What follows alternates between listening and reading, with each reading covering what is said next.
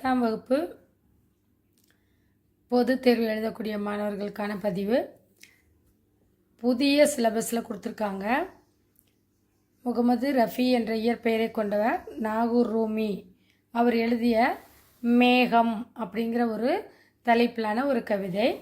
பாருங்கள், நாகூர் ரூமி என்பவர் தஞ்சை மாவட்டத்தில் பிறந்தவர்.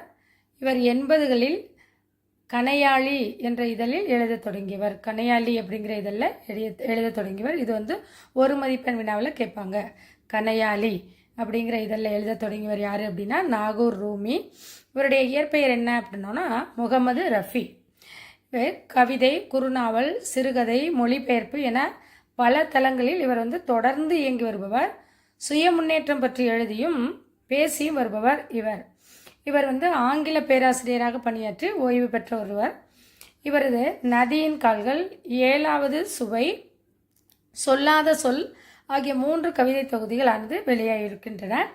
மொழிபெயர்ப்பு கவிதைகள், சிறுகதை தொகுதிகள் ஆகியவற்றோடு இவர் கப்பலுக்கு போன மச்சான் என்ற நாவலையும் இவர் படித்துள்ள பெருமைக்குரியவர் யார் அப்படின்னா முகமது ரஃபி.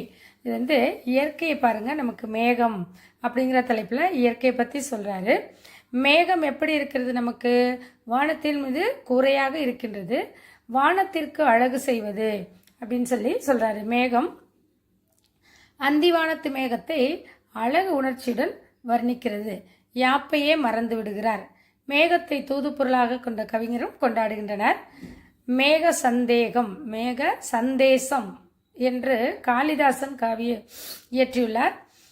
மேகம் நம்மை வெயிலிலிருந்து பாதுகாக்கிறது, நமக்கு மழையை தருகிறது, நமக்கு அழகு காட்சி வழங்கி வியக்க வைக்கிறது.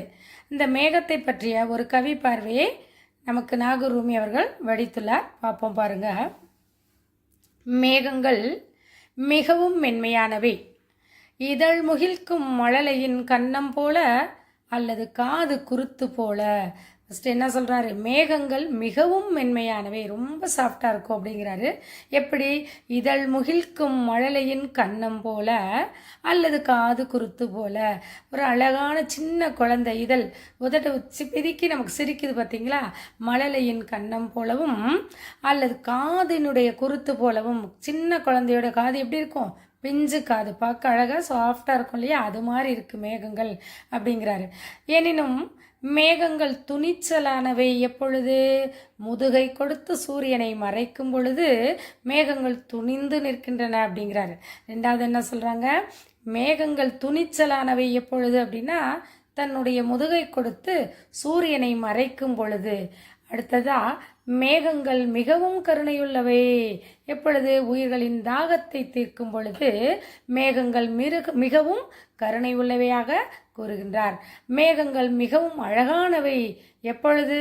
மலை முகடுகளில் நடைபயிலும் பொழுது மேகங்கள் அழகாக திகழ்கின்றது அப்படின்னு சொல்றாரு. மேகங்கள் ரொம்ப அற்புதமானவை எப்பொழுது? தண்ணீரும் இல்லாமல் தன் உயிரும் போகாமல் வான்வெளியில் மிதந்து செல்லும் பொழுது மேகங்கள் மிகவும் மென்மையானவை அப்படிங்கிறாங்க. பாருங்க, நாகூர் ரூமி ஒரு 5 பாயிண்ட்ல சொல்றாரு பாருங்க. பாடல் கற்று திருப்பியும் சொல்றேன். மேகங்கள் மென்மையானவை எப்பொழுது? இதழ் முகிழ்க்கும் மழலையின் கன்னம் போல அல்லது காது குருத்து போல. மேகங்கள் துணிச்சலானவை எப்பொழுது? முதுகை கொடுத்து சூரியனை மறைக்கும் பொழுது. மேகங்கள் கருணை உள்ளவை எப்பொழுது? உயிர்களின் தாகங்களை தீர்க்கும் பொழுது. அடுத்து மேகங்கள் மிகவும் அழகானவை எப்பொழுது அப்படின்னு பார்த்தோம்னா மலை முகடுகளின் மீது நடைபயிலும் பொழுது மேகங்கள் அழகாக தோன்றுகின்றன.